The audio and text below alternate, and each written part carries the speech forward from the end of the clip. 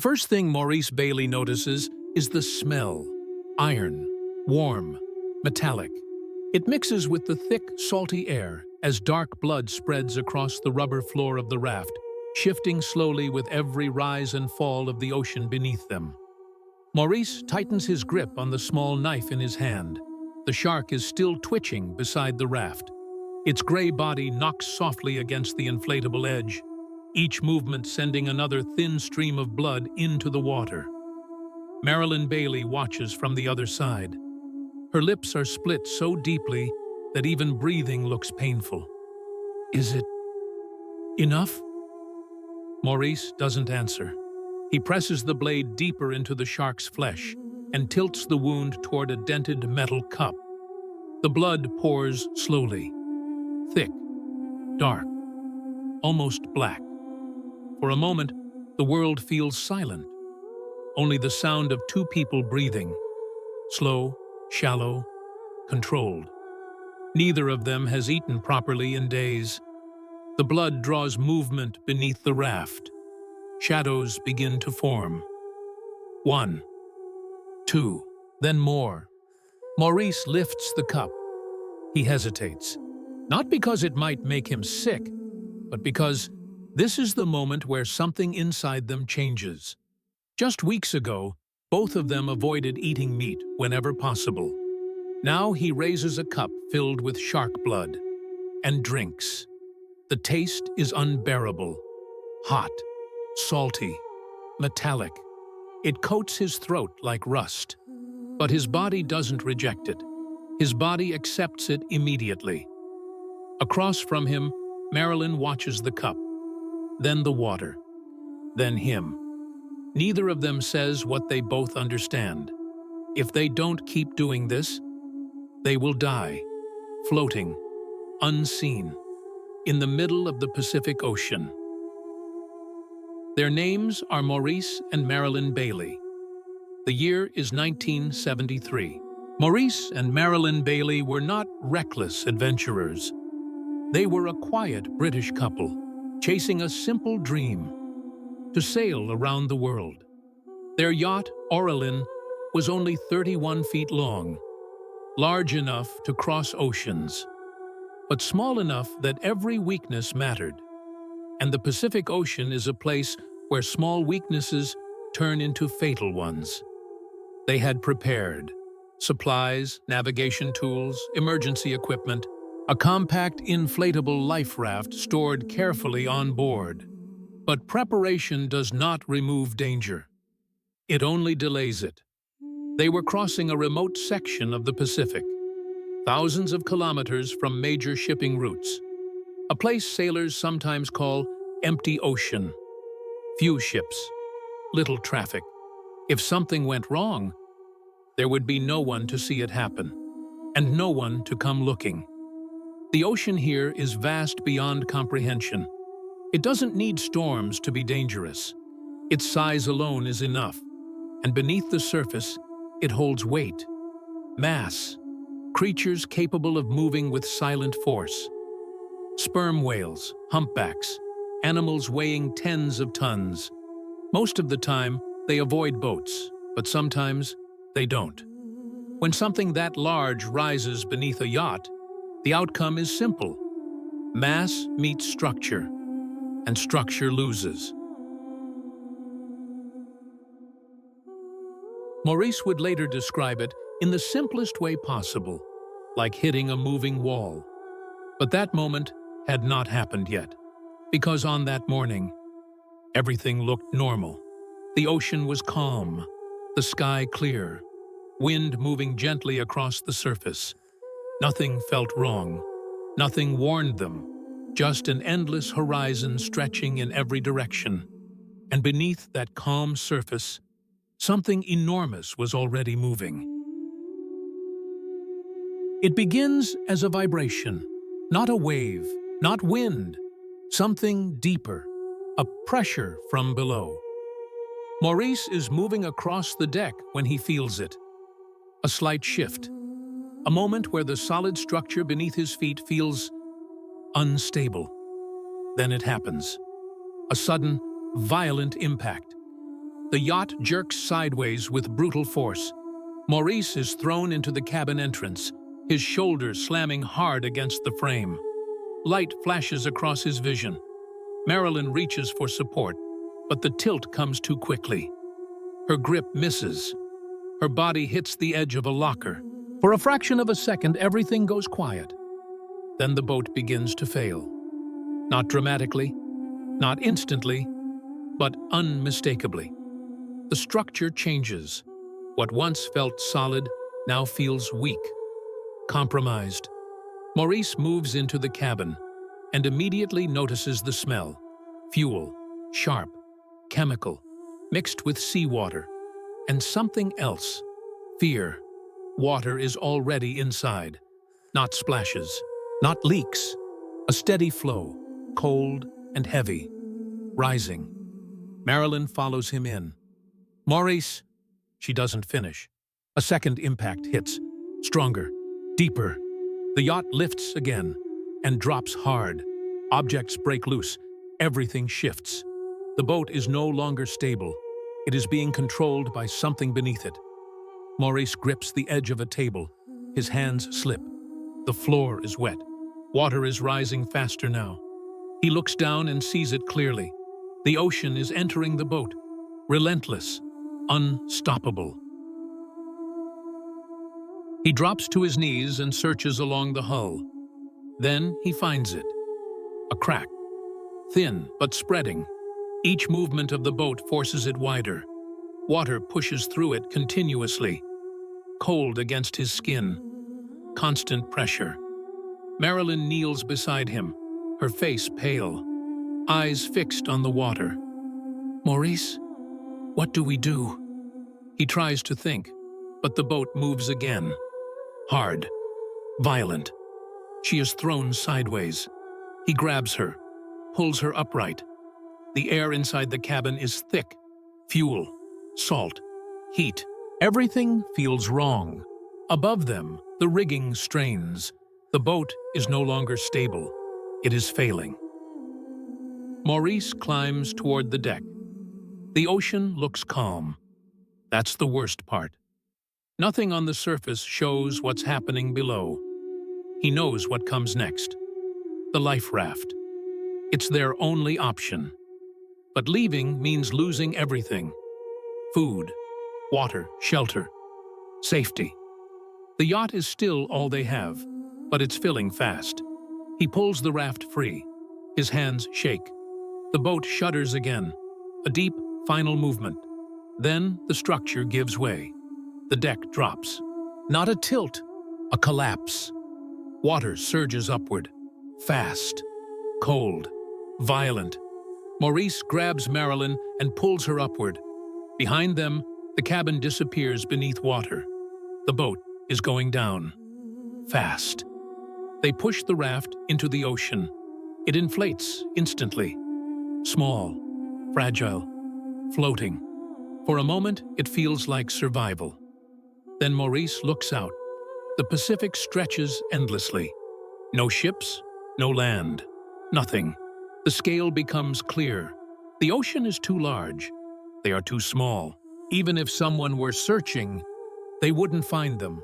As the yacht disappears beneath the surface, taking everything with it, Maurice sees something below. A shape, moving, not leaving, circling. The ocean didn't just destroy their boat, it noticed them. The first enemy isn't hunger, it's thirst.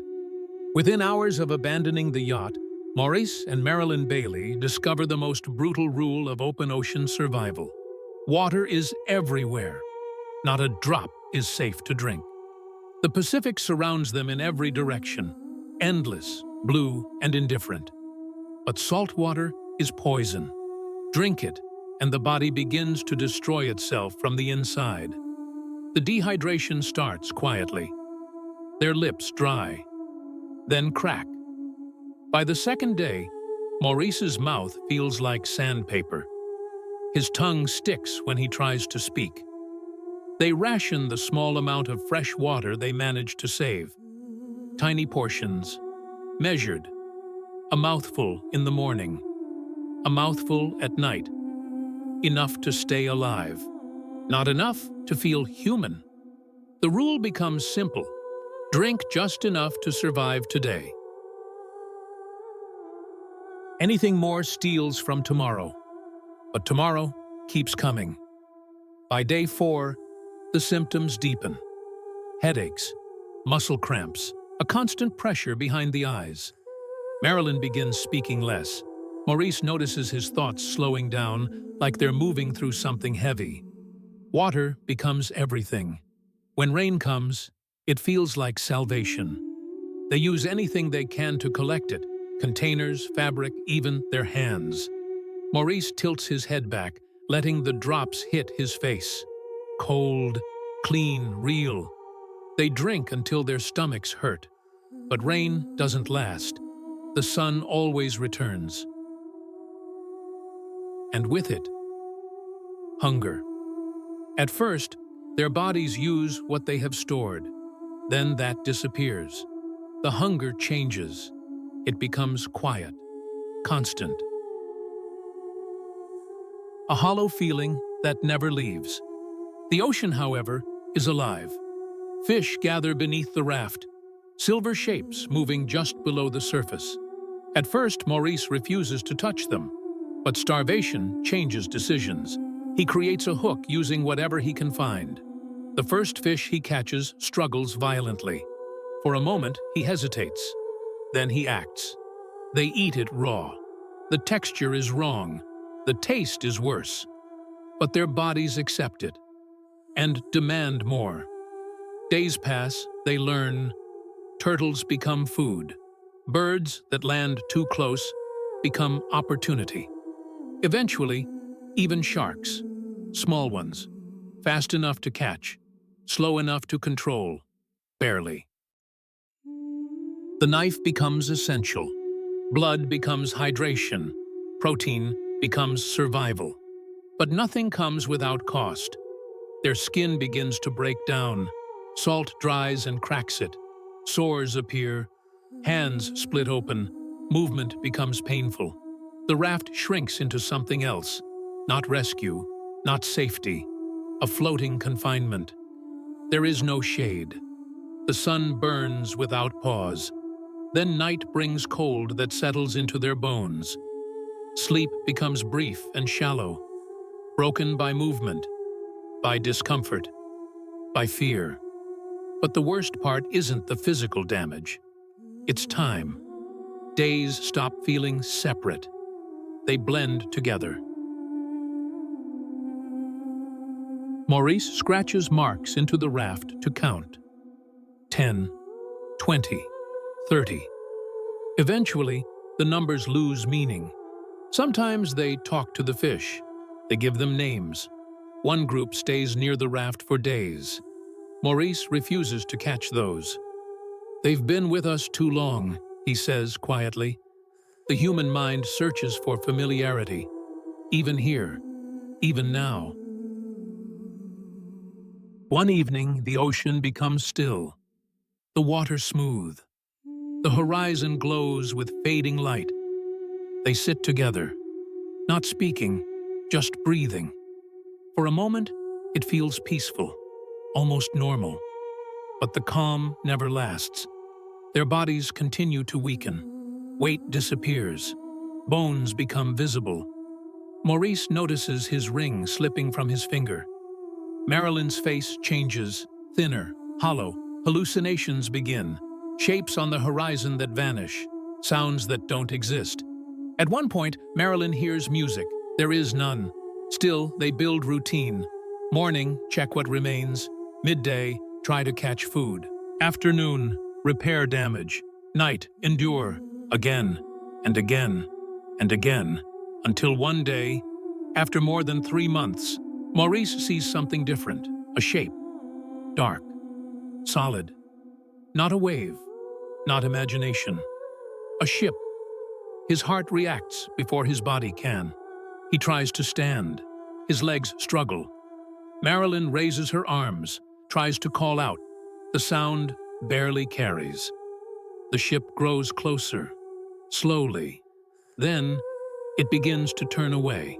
In that moment, something inside Maurice drops. After everything they have survived, after everything they have endured, this might be the closest they will ever come, and it's leaving.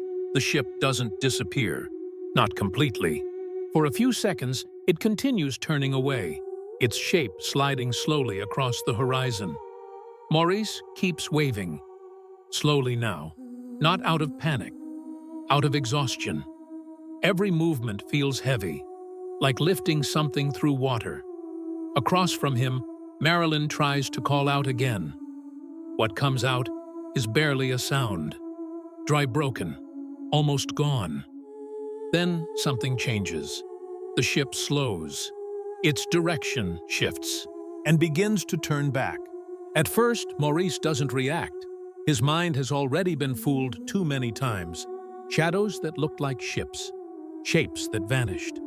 False hope that dissolved into empty horizon. But this one doesn't vanish.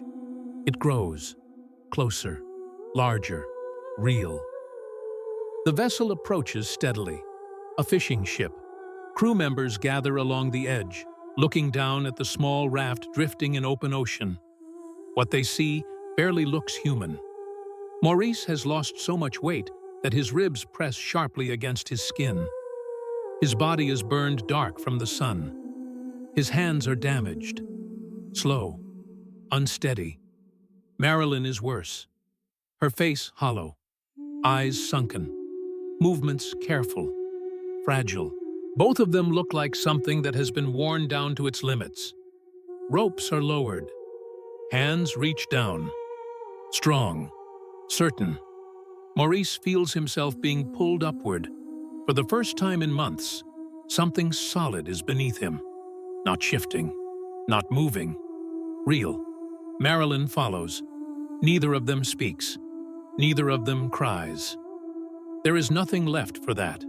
They sit on the deck, wrapped in blankets, quiet, still, looking out at the same ocean that almost ended them. Because survival doesn't stop when rescue happens. The body remembers. The mind remembers. Everything they endured stays with them. Later, Maurice would describe it simply. The ocean had become their entire world. And the raft was everything they had left. They drifted for 117 days across one of the largest oceans on Earth, in something barely large enough to hold them. And somehow, they lived. Stories like this are not about strength, or luck, or survival skills alone. They are about something quieter, the ability to continue, even when nothing feels possible, even when the outcome looks certain. Because the line between normal life and complete survival is thinner than most people realize. And sometimes, it only takes one moment, one impact, to cross it. If this story stayed with you, take 1 second, like, subscribe, and press the bell icon. We bring you real survival stories, raw, intense, and brutally honest. Because out there, nature doesn't forgive.